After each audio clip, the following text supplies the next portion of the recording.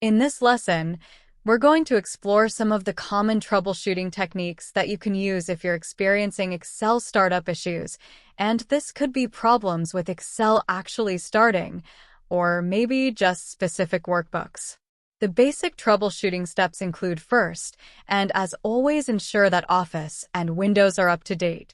Next, determine if there is a conflict with another program or process. If Excel stops responding, there could be issues with the file itself, such as hidden objects in the file, excessive styles, invalid names, or incorrect formulas or arrays. We'll be covering troubleshooting techniques to address some of these issues in more detail in an upcoming lesson. In the meantime, let's pop over to our desktop and take a look at some of the other troubleshooting techniques that you can apply. Our first troubleshooting technique, when we're at the desktop, is to run Excel in safe mode.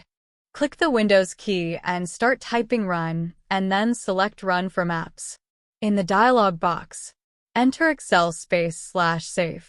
This will start Excel in safe mode, and you can tell you're in safe mode because it stays set up at the top. Once you're in safe mode, you can disable the add-ins. To do so, select File, Options, and then Add-ins.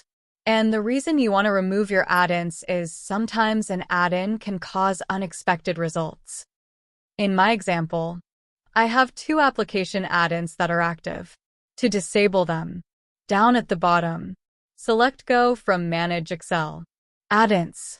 Uncheck the add-ins that are active and click OK, and that's it. That's all you have to do at this point. You would close Excel and then restart and see if that corrected your problem.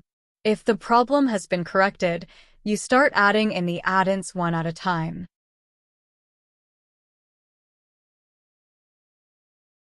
If the issue persists, you can repair Excel. I'm going to do this through Add Remove Programs. As before, I'm going to select the Windows key, and this time I'm going to search for Programs. And select Add or Remove Programs from System Settings. Select your version of Office. I know this is counterintuitive, but select Modify. The first thing you'll want to do is run through a quick repair.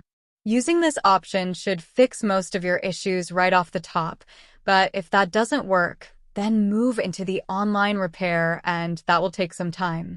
Those are your basic troubleshooting techniques to handle Excel if you're having issues with Excel starting.